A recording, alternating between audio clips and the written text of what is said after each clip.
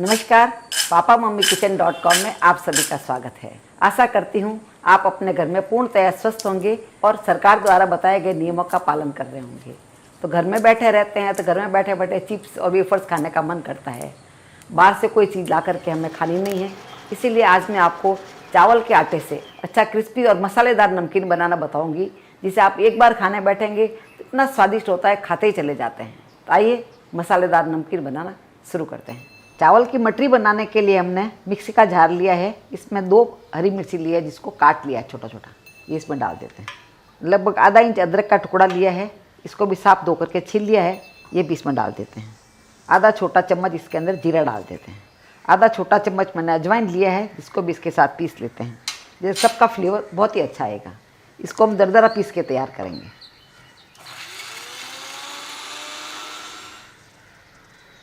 अब इस सबको हमने दरदरा पीस लिया है।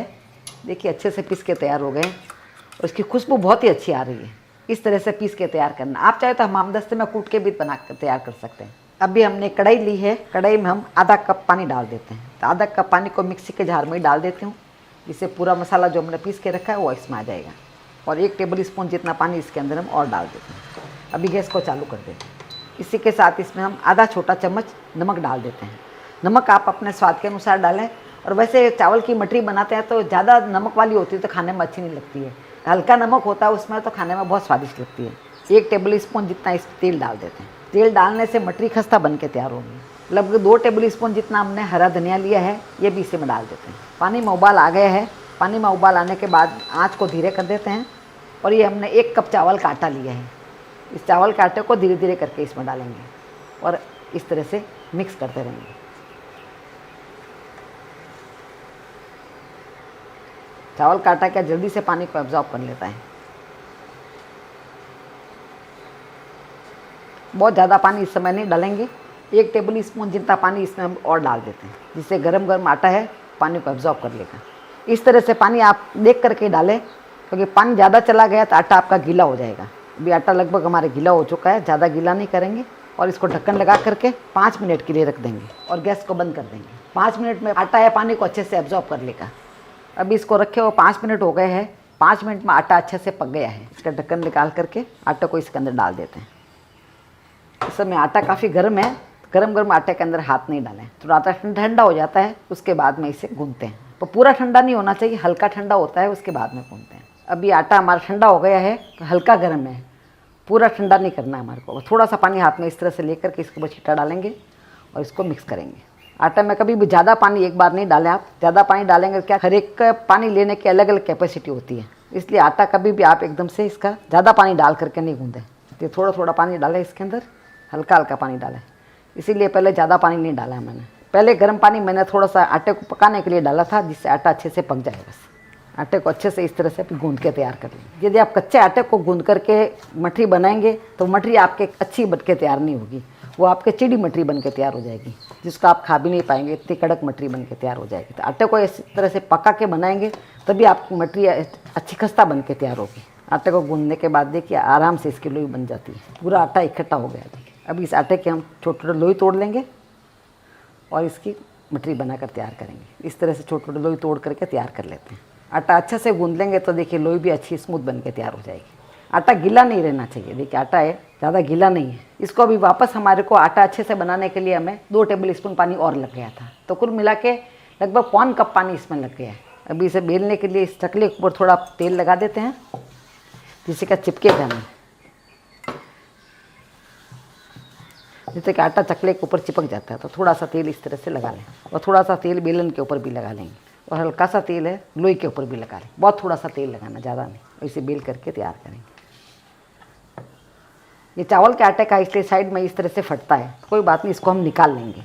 चकले को आप इस तरह से गोल गोल घुमा करके बेल लें। देखिए दिखने में कितनी सुंदर लग रही है मटरी। जो सब चीज़ें डाली है हमने वो दिख रही है इसके अंदर। इसको बहुत ज़्यादा मोटा बेल के तैयार नहीं करना है और न ही ज़्यादा पतला बेलना है। इस तरह से हमने बेल के तैयार कर लिया है इसको। देखिए ऐसा पतला बेल के हमने तैयार किया। ज़्यादा मोटा भी नहीं है और ज़्यादा पतला भी नहीं है। जैसे मटरी वगैरह बनाते हैं वैसे बेलते हैं, उसी तरह से बेल के तैयार किए हैं। जो साइड में जो फटा हुआ पोर्शन है उसको इस तरह से निकाल लेंगे, जिससे क्या दिखने में मटरी अच्छी लगेगी। आप इस तरह से निकाल लेंगे। वो देखिए एकदम स्मूथ बन गया। देखिए अब चाकू से काट सकते हैं या पिज़्ज़ा कटर वगैरह उससे भी काट सकते हैं, आराम से काट सकते हैं। इस तरह से इसका लंबा लंबा स्टिक काट के तैयार कर लेंगे। कभी बच्चे घर में रहते हैं ना, तो इस तरह के बना करके रख देते हैं, तो बच्चे आराम से खा सकते हैं और बड़े भी खा सकते हैं, क्योंकि चाय के साथ में ये मठरी बहुत ही अच्छी लगती है। या कभी भी छोटी मोटी भूख हो, बैठे हैं, बैठे बैठे भूख लग जाती है घर में बैठे बैठे, तो आराम से इसको लेकर के खा सकते हैं। खाने में बहुत स्वादिष्ट लगती है। स्टिक की साइज आप अपने हिसाब से तय कर लें कितना बड़ा बनाना है। इसका हम 2 पार्ट में डिवाइड कर लेते हैं। देखिए कितनी अच्छी बन के तैयार हो गई, आराम से निकल जाती है, निकालने में कोई हमारे को तकलीफ नहीं होती है, आराम से। इस तरह से सभी स्टिक बना करके तैयार कर लेंगे। इस तरह से हमने सभी मटरी को बना करके तैयार कर लिया है और मटरी को स्टिक में बनाया है तो दिखने में बहुत ही सुंदर लग रही है और ये फटाफट बन करके तैयार हो जाती है। आप देख पा रहे हैं इसके अंदर जो हमने मसाले डाले हैं वो सभी बहुत ही अच्छे लग रहे हैं और ये बहुत सारी मटरी बन के तैयार हो गई। देखिए 1 कप के अंदर बहुत सारी बन के तैयार हो जाती है। अभी साइड में हमारा तेल भी गर्म हो गया है, छोटा सा पीस डाल करके देख लेते हैं। देखिए डालते ही पीस आराम से ऊपर आ रहा है, इसका मतलब तेल हमारा परफेक्ट गर्म हो गया है। एक एक करके स्टिक्स को इसके अंदर डाल देंगे। तेल अच्छा गर्म हो जाता है, उसके बाद में आप इसमें डाल देते हैं कि आराम से फ्राई हो जाती है। स्टिक डालने के बाद में गैस को आप मध्यम आंच में कर लें, फिर तेज़ आंच में फ्राई नहीं करें आप। हम चावल के आटे की बनाई है इसलिए इसका कलर ज़्यादा ब्राउन नहीं आएगा, इनका कलर सफ़ेद ही रहेगा। वैसे तो हमें तब तक पकाना है तब तक इसके अंदर बबल्स थोड़े कम हो जाएँ। जैसे जैसे बबल्स के कम हो जाएंगे उसका मतलब ये स्टिक हमारी अच्छे से पक गई है। इसके अंदर का मॉइस्चर है वो पूरा ख़त्म हो गया है। मॉइस्चर ख़त्म हो जाता है तो बबल्स आना बंद हो जाते हैं। देखिए धीरे धीरे इनके बबल्स अभी कम हो गए हैं। आप देख पा रहे हैं इसके बबल्स बहुत ही कम हो गए हैं, पर इसका कलर देख के अभी तक ब्राउन नहीं हुआ, क्योंकि इसका कलर ब्राउन नहीं होता चावल के आटे का, इसलिए। और अभी इसको हम निकाल लेते हैं। स्टिक देखिए बहुत ही क्रिस्पी बन के तैयार हुई है। अब सुन पा रहे हैं आवाज़, स्टिक बहुत ही क्रिस्पी बनी है। अभी इसे हम प्लेट में निकाल देते हैं। जब भी आप गरम गरम निकालें उसके ऊपर थोड़ा सा इस तरह से चाट मसाला डाल दें, ये चटपटा खाने में अच्छा लगेगा। और थोड़ी सी लाल मिर्ची लेकर के इसके ऊपर इस तरह से डाल दें और सबको अच्छे से मिक्स करें।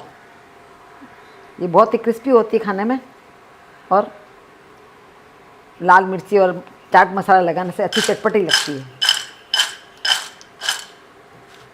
देखिए दिखने में कितनी सुंदर लग रही है। अभी ये मसाला गरम गरम पे ही लगेगा, ठंडा होने के बाद में मसाला नहीं लगता है। तो आपको हमारी रेसिपी कैसे लगी नीचे कमेंट बॉक्स में लिख के हमें ज़रूर बताएं।